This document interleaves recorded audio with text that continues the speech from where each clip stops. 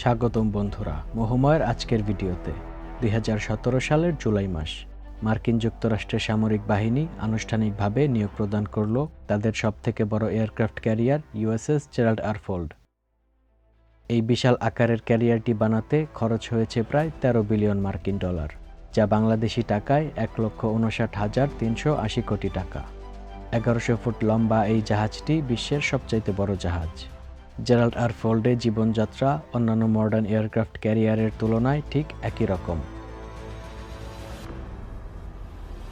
4,500 জন crew সদস্য জাহাজটিতে নির্ধারিত রয়েছে। তাদের সর্বপ্রথম কাজ হলো যে নোঙরের দড়িগুলো জাহাজকে ডকের সাথে বেঁধে রাখে সেগুলো খুলে ফেলা। এই ধরনের জাহাজে মুরিং দড়িগুলো একজন মানুষের হাতের সমান মোটা হয়ে থাকে এবং এগুলোর ওজন শত শত পাউন্ডও হতে পারে। এই কারণে জাহাজকে ডক থেকে সরানোর জন্য প্রস্তুত করতে অনেকটা সময় লেগে যায়। একবার নোঙর খুলে দিলে জাহাজকে অগভীর পানির মধ্য থেকে বের করার জন্য সহায়তার প্রয়োজন হয়। সাধারণত এটি একটি টাগবোট দল করে থাকে, যারা বড় জাহাজটিকে ঠেলে গভীর পানিতে নিয়ে যায়। যদিও শক্তিশালী ইঞ্জিন জেরাল্ড আর ফোল্ডকে ঘন্টায় 35 মাইলেরও বেশি গতিতে চালাতে সক্ষম, তবে তার সাধারণ রাডার ধীর গতিতে চলার সময় কার্যকরভাবে ঘোরাতে পারে না।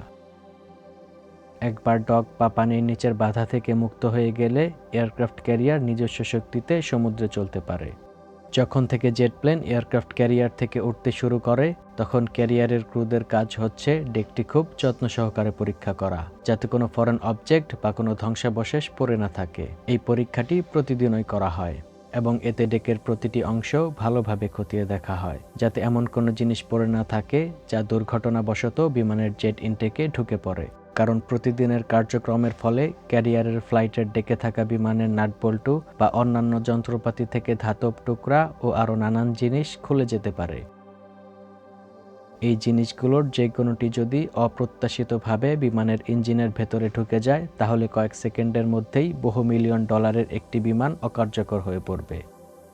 এ ধরনের সমস্যার একমাত্র সমাধান হলো ডেকের প্রতিটি ইঞ্চি খুব ভালোভাবে খুঁজে দেখা এবং কোনো বস্তু পাওয়া মাত্রই তা ক্রু লিডারের হাতে তুলে দেয়া। একটি ক্যারিয়ারের সবচাইতে গুরুত্বপূর্ণ অংশ হলো এটার নেভিগেশন ব্রিজ।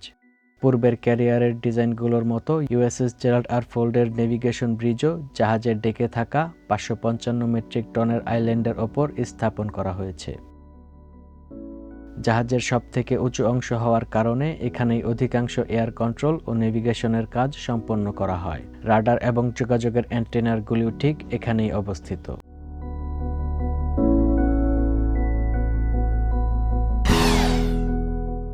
স্যাটেলাইট ও ডিজিটাল নেভিগেশন যতই উন্নত হোক না কেন, প্রচলিত পদ্ধতি জানাটা দলের সবার জন্য অত্যন্ত জরুরি। ইএমপি আক্রমণ হলে বা স্যাটেলাইট সংযোগ বন্ধ হয়ে গেলে ইউএসএস জেরাল্ড আর ফোল্ডকে মানচিত্র, সেকটেন্ট এবং পুরনো নেভিগেশন যন্ত্রপাতির সাহায্যে পথ নির্ধারণ করতে হয়। এগুলোকে শুধু যুদ্ধ জাহাজ বলে মনে হলেও আসলে এয়ারক্রাফট ক্যারিয়ার অনেকটাই ভাসমান শহরের মতো।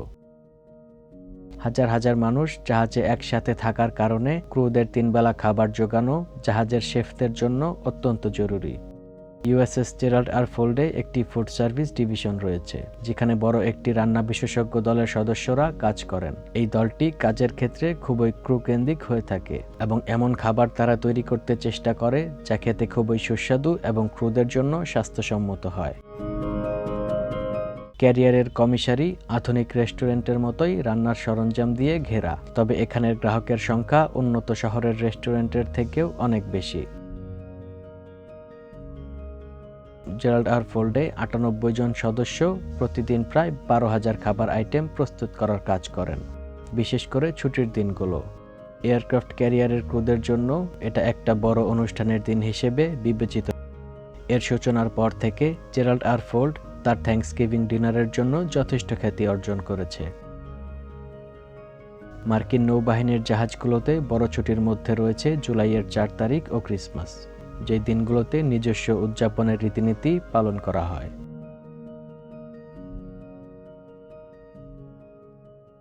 তবে এয়ারক্রাফট ক্যারিয়ার কেবল উৎসবের দিনেই জমে ওঠে না। ক্রুরা প্রায়ই গান, ম্যাজিক সহ নানা ধরনের ট্যালেন্ট শো ও অন্যান্য ইভেন্ট আয়োজন করে থাকে, যাতে সবাই একে অন্যের সাথে মিশতে ও ক্রুদের সবাইকে নিজেদের একজন অনুভব করতে পারে। তবুও প্রস্তুত থাকা সবসময়ই মূল বিষয়। জাহাজের ধরন ও পরিস্থিতি অনুযায়ী কাজের সময় কখনো 12 ঘন্টা আবার কখনো 4 ঘন্টার ভাগে ভাগ করা হয়ে থাকে। ফলে দিনের প্রায় অর্ধেকটা সময় খাওয়া দাওয়া, বিশ্রাম ও বিনোদনের জন্য রাখা হয়। ক্রুদের শারীরিকভাবে সবসময় প্রস্তুত রাখতে বিশ্বের বিভিন্ন এয়ারক্রাফট ক্যারিয়ারে বিশেষ ফিটনেস প্রোগ্রাম চালু করা হয়, যেমন 77 দিনের ওয়ারিয়র চ্যালেঞ্জ। এর উদ্দেশ্য হল ক্রুদেরকে অবসর সময়ের কিছু অংশ অত্যন্ত ব্যায়াম ও শারীরিক সুস্থতার জন্য ব্যবহার করতে উৎসাহিত করা হয়। অনেক ক্ষেত্রে এসব ফিটনেস চ্যালেঞ্জ ক্রুদের মধ্যে তীব্র প্রতিযোগিতার রূপ ধারণ করে, কারণ ক্রুরা একে অপরকে ছাড়িয়ে যেতে চেষ্টা করে। এতে যেমন ক্রুদের মধ্যে বন্ধুত্বপূর্ণ সম্পর্ক আরও মজবুত হয়, তেমনি মিশনের জন্য সবাই নিজেদের ফিটনেস ও মিশনের জন্য প্রস্তুত থাকতে পারে। এয়ারক্রাফট ক্যারিয়ারের ক্রু সদস্যদের বিভিন্ন ধরনের দায়িত্ব থাকলেও জাহাজে থাকা প্রতিটি ব্যক্তি মূলত একজন নাবিক। জেনারেল কোয়ার্টার ড্রিল চলাকালে জাহাজের সব ক্রু সদস্যকে নির্ধারিত ব্যাটেল স্টেশনে থাকতে হয়। এই অবস্থানগুলো তারা যে কোনো যুদ্ধ চলাকালীন সময়ে জাহাজ পরিচালনার সময় অনুসরণ করে থাকে। একটি নির্দিষ্ট দিনের মধ্যে একটি ক্যারিয়ার অনেকগুলি বিমান পাঠানো ও ফেরত এনে থাকে, যা নানা ধরনের প্রশিক্ষণ পরিচালনা এবং বিভিন্ন যন্ত্রপাতি ও যানবাহনের সঙ্গে কাজ করে থাকে।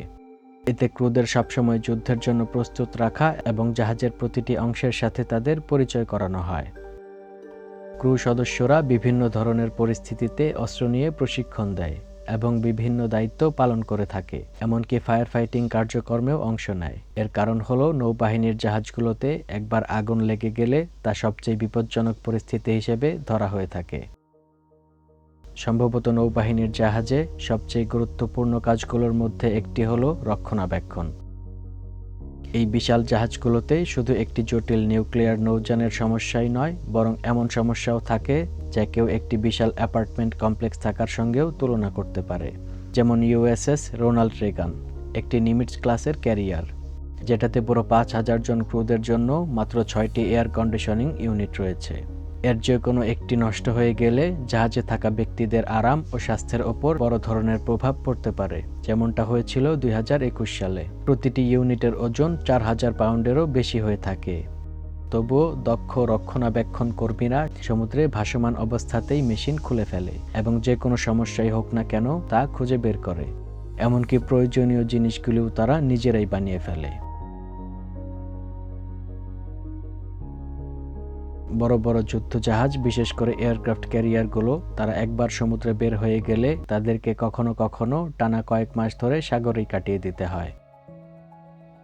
বিমানবাহী রণতরী এবং বড় বড় যুদ্ধজাহাজগুলো কয়েক মাস ধরে সাগরেই ভাসতে থাকে। এত লম্বা সময় সমুদ্রে থাকার কারণে পর্যাপ্ত পরিমাণ খাবার, জ্বালানি বা অন্যান্য প্রয়োজনীয় জিনিস যাতে ফুরিয়ে না যায়, এটা নিশ্চিত করতে তারা আগে থেকেই প্রস্তুতি নিয়ে থাকে। এই সমস্ত কর্মকাণ্ড মনিটর করা ও নিয়ন্ত্রণ করা হয় লঞ্চ বাবল থেকে, যা ক্যাটাপাল্ট কন্ট্রোল স্টেশন নামেও পরিচিত। বাবলটি জাহাজের ডেকের ঠিক ভেতরে অবস্থিত, যা ভিতরে কাজ করা কর্মীদের পুরো অপারেশনকে ভালোভাবে পর্যবেক্ষণ করা ও সবকিছুর উপর সতর্ক দৃষ্টি রাখতে সাহায্য করে।